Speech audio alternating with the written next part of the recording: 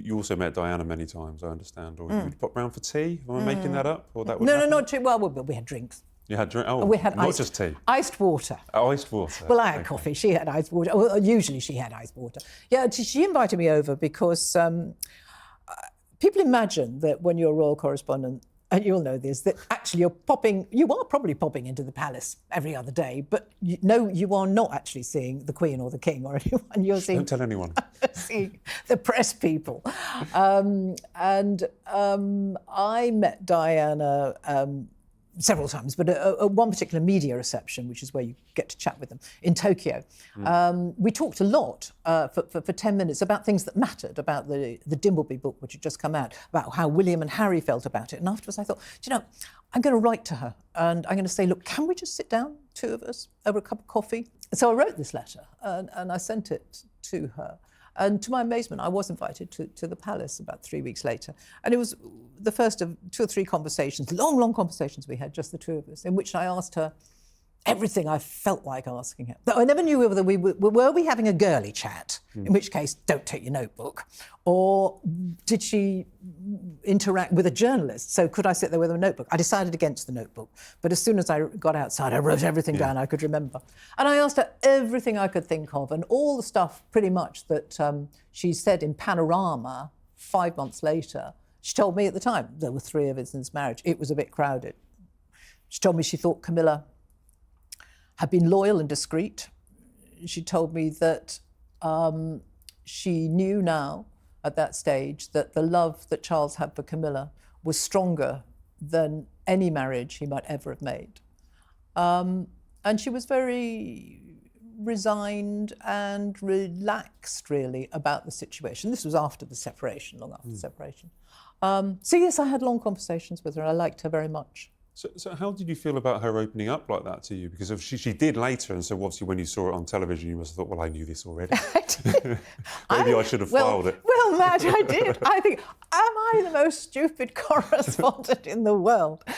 The reason I didn't is because at the end of each conversation, as I was leaving, standing on the landing, she'd say, oh, Jennie, it's been lovely to see you. And you do realise this is just between you and me and these 4 walls. And you'll know, as a journalist, well, if you go against that, you're never going to get a story again. Yeah, it puts you in difficult circumstances. So I didn't. But I used those conversations as a broad framework for understanding the woman, and I hope it made my reports more informed. Well, when she told you that, you know, there was 3 of us in the marriage, that kind of line, and the love that Charles had for Camilla, you must have, not just as a journalist, but as a human being, you must have reacted in some way inside. Were you shocked? Were you maybe not surprised? Or how did you feel about hearing her open up her This was, I say, it was in 95. So, I mean, the separation had happened in 92. Yeah. So, you know, we were pretty well aware of what the situation was, but had not heard her true feelings about it. Yeah, I was gobsmacked by nearly everything she told me. And she was so open, so incredibly open. And also so incredibly charming. I mean, the last time I was there, I said to her, I said, your legs are amazing, ma'am. What are those tights you wear? And she said, oh, just a minute. And she went to the bedroom and she brought me a pair of tights. And being a very good reporter, as we are, I memorised that they were Aristoc Ultra 5 from Harrods, £3.95, large and blonde. That was the colour. Anyway, I said, oh, thanks. She said, oh, we'll have them. So I got my royal tights, and a few days later, one of her staff came up and said, oh, the princess wants to know how are your royal tights doing? I said, they're fine, thank you. And then I laddered them. Oh. A disaster.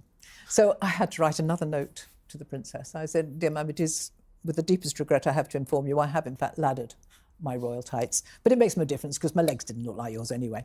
I was immediately summoned to the palace to receive a Christmas present, which was a shoebox, and when I took it home, inside there were 7 pairs of tights and a lovely note from Diana. So. That's lovely. That's absolutely lovely. Knowing as you talk about, you understood Diana a little bit more from those times, how do you think she might feel about Prince Harry's situation? You know, completely out of the family, married, taken his family across to the United States. Do you think she would have supported him? Do you think she would have liked Meghan? What do you think? How do you think she would have reacted if she was still alive now?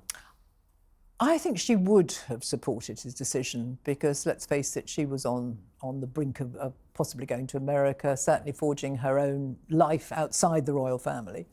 So I think she would have supported him, and I think she would have liked Meghan, a woman who has her own strong views, an independent woman. And I think whilst supporting Harry and Meghan, I think she would have knocked their heads together, William and Harry, and said, "Come on, boys, enough of this, you know. You promised me you're going to be best mates forever." And I think we wouldn't be in the pickle we are right now. Yeah, because she couldn't pick a favourite, could she? She wouldn't be able to pick sides. You don't pick favourites with your kids, do you? Exactly. No. But I think she would have been the bridge between them, which would have made things would never get to this impossible, impassable place where we are now. How do you think things have changed then dramatically since reporting on the Diana era, which was a front page of every newspaper, the bulletins you were doing on the BBC, every couple of nights there were huge stories. How do you think that maybe the royal family kind of handle their private lives or handle their PR or you talk about Charles wanting to make sure that he got, to change his kind of profile. How do you think that the royals changed since then? Well, you must give me your opinion as well, actually, whether you think they have or not. I think that probably they have learnt the lessons from Diana's death that the late Queen, promised would be learned from her life and her death. I think they are more relatable, more approachable, and perhaps the PR at the palace is a little more savvy than it was. It could be just, it was like getting blood out of a stone sometimes. All very charming and correct, but did they tell you anything? Usually not. I'm literally saying, I'm walking into the studio now. I am on air. The 6 o'clock news is about to start. Give me something. Shall I say it? Shan't I say it? And welcome to my world, Jenny. Welcome to my world. When I phone up and try to find. No, it is quite tricky, but I think that for us now, the royal family are incredibly popular. I think the death of Queen Elizabeth II obviously created, such worldwide news. There's just a vast amount of interest, but there are only a small amount of people that actually have the information or have the knowledge. And it's about having to, being able to trust the people that are providing you that information, because we don't want to be wrong.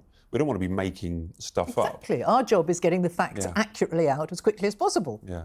And it's social media. I mean, anyone can now go on and post something that they've heard, or they say that, a friend of a friend of a friend has said this, and it gets like hundreds of thousands of hits. And you're sitting there with a newspaper in front of you that you are trying to write for, based, putting that together based on what you can prove or what a proper source has actually told you. So it's probably very identical to.